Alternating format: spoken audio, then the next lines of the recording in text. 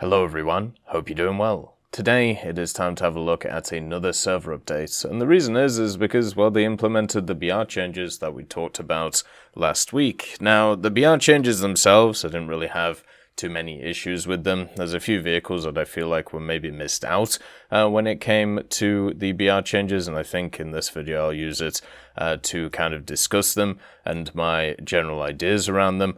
And there is slight changes to the BR changes that we've seen. They're mostly exactly the same as what you saw before, though. The only major change that is there is the BMP2M. Now, the BMP2M was one of those vehicles which was talked about a lot when it comes to upping its BR, especially since the Puma and the Baglet Panzer have gone up to 9.3. So now the BMP2M is also 9.3.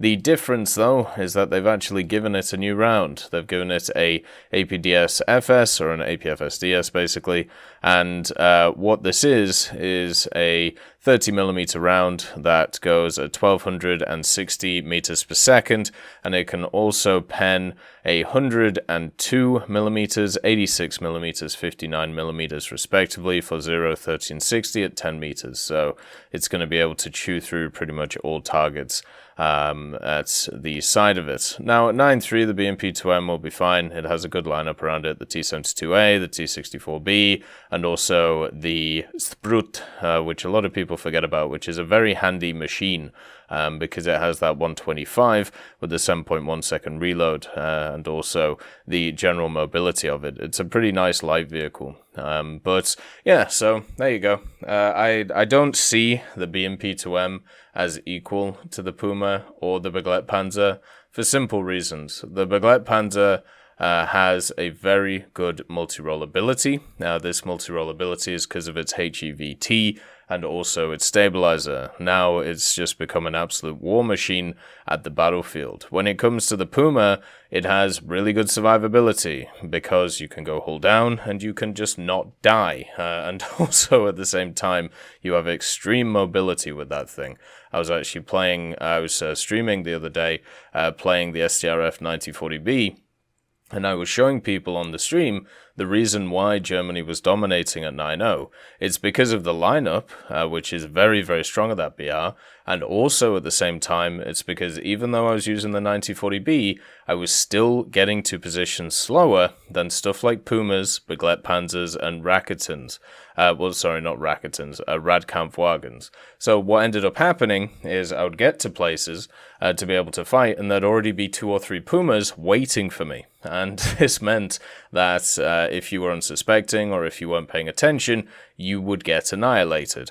So yeah, definitely a bit of a rough time in general when it comes to that stuff. So yeah, the BMP2M has gone up with them, but the BMP2M doesn't have the same survivability as the Puma and doesn't have the same multi-role versatility as the Baglet Panzer. So I wouldn't be surprised if we see it go down again. It is a good vehicle, you know, don't get me wrong. I know a lot of people want it to go up and see it as an equal to those, but I personally think those two German vehicles are much better than the BMP2M because of their increased use. Also, all of the other changes, as I said, have gone through. Nothing really too crazy that has happened. You know, the other changes have stayed the same. Buffed the Roycat 105 with the DM33, which is quite nice, and also buffed the AAs for the Soviets, plus a lot of reload buffs, which we already talked about in previous videos.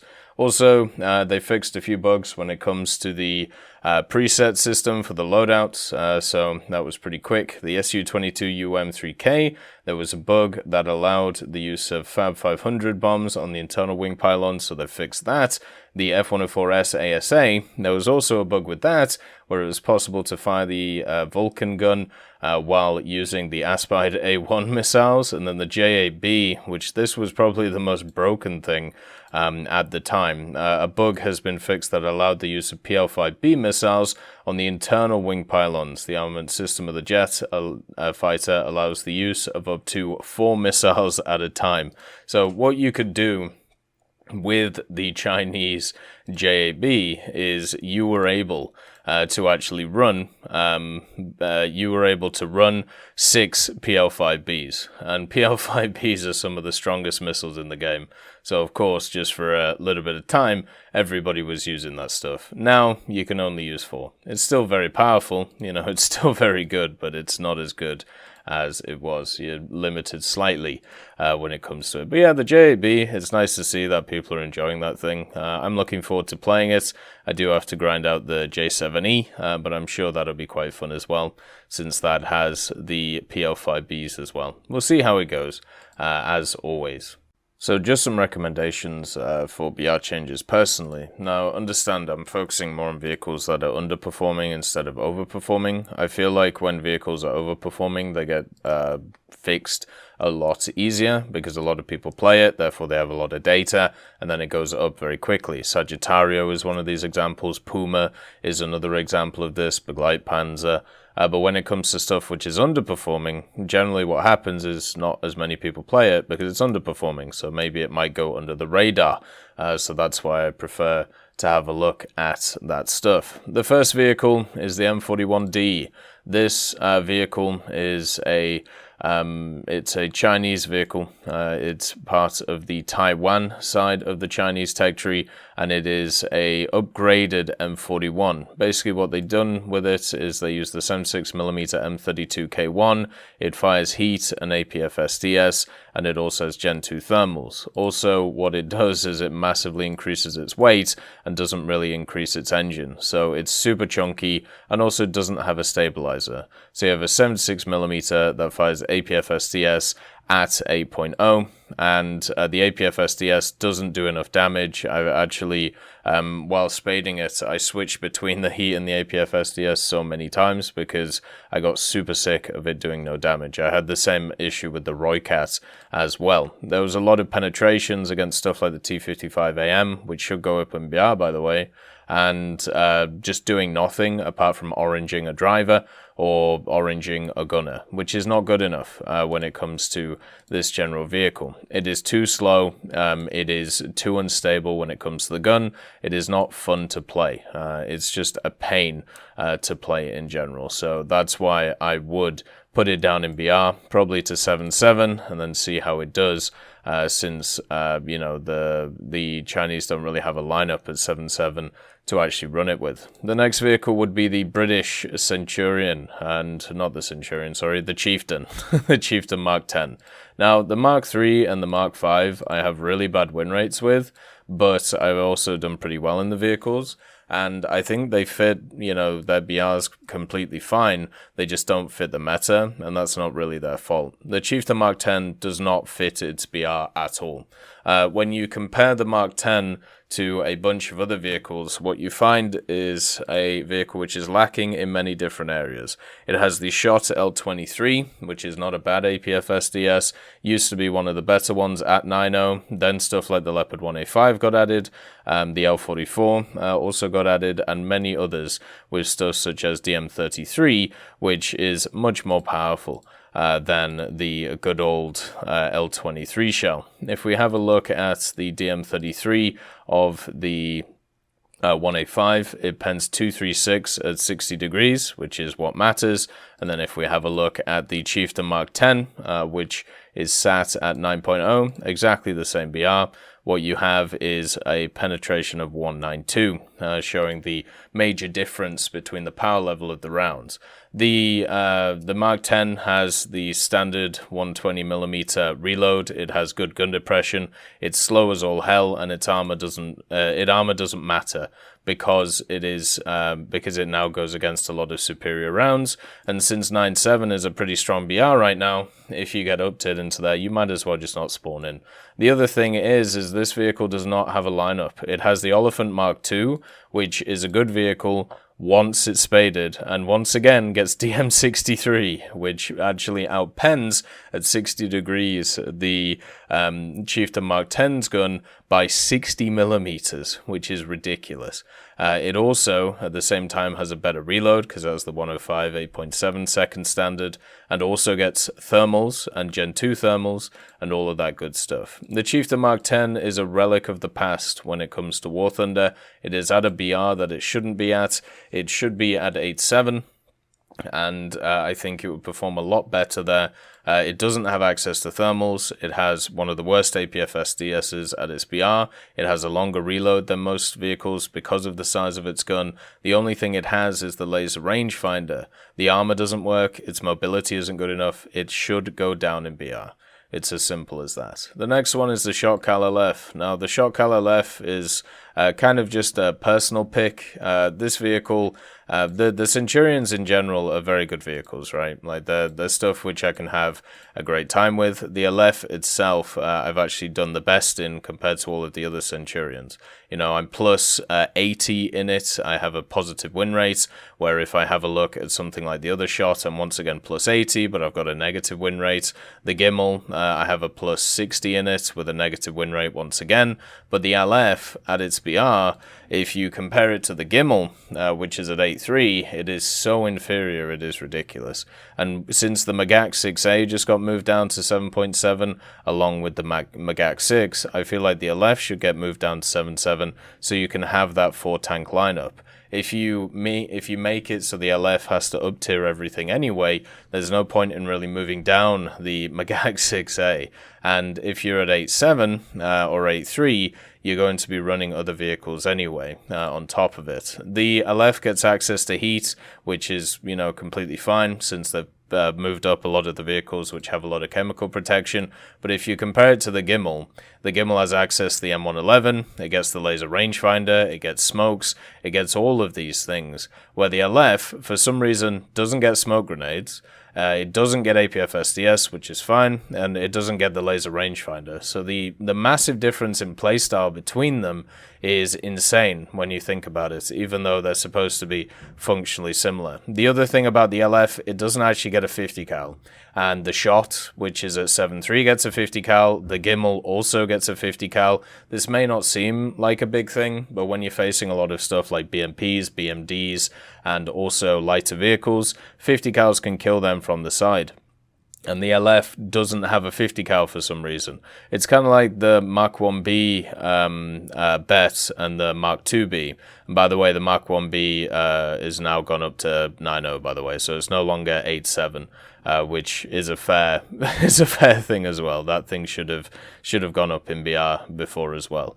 But the Mark 2B doesn't get a 50 cal and the Mark 1B does. No idea why. I'm guessing it's just to make them different. But yeah, I would put the LF down just because of its usability compared to the Gimel and also because of its lineups. Like, Israel is a nation which you don't want to make struggle because of its limited lineups, and this is an area that would help it. The M113A1 tows, there's a bunch of them in the game. There's a Chinese one, there's an Italian one, and I'm pretty sure there's another one somewhere as well. They're awful vehicles. They are absolutely terrible.